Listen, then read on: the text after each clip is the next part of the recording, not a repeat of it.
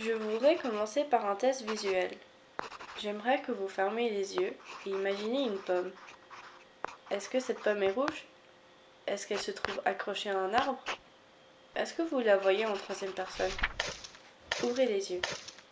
Sur une échelle de 0 à 10, 0 pour ne rien visualiser, 10 une vision parfaite, comme si c'était réel, où est-ce que vous vous situez sur cette échelle? J'ai fait ce test sur plusieurs personnes de mon entourage. La plupart se situent entre 6 et 10.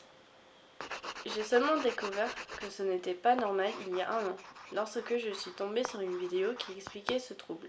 Ça s'appelle l'aphantasie, qui a été découvert en 1880. C'est seulement depuis 2005 qu'il y a eu des recherches sur ce sujet. Seulement 2 à 5% de la population ont ce trouble. Je ne sais pas si c'est dû à un traumatisme ou si j'ai toujours été comme cela. Mais je sais que je n'ai aucun souvenir de pouvoir réellement visualiser des choses. Si j'essaie de visualiser une couleur, je n'y arrive pas.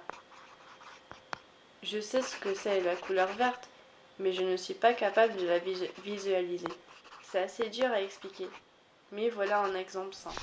La fantaisie peut avoir un effet négatif sur la mémoire. Par exemple, si j'essaie de m'en rappeler d'un événement précis, je ne verrai pas les scènes dans ma tête.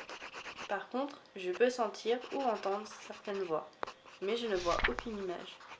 Je rêve normalement, peut-être moins souvent que les autres, mais quand je rêve et que je m'en rappelle, je ne revois pas d'image. Comme avec la mémoire, je sens et j'entends, mais je ne vois rien. Moi, je suis une personne qui n'aime pas forcément lire. Maintenant, je sais pourquoi. J'ai toujours trouvé difficile de lire un livre vu que je ne peux pas visualiser les scènes.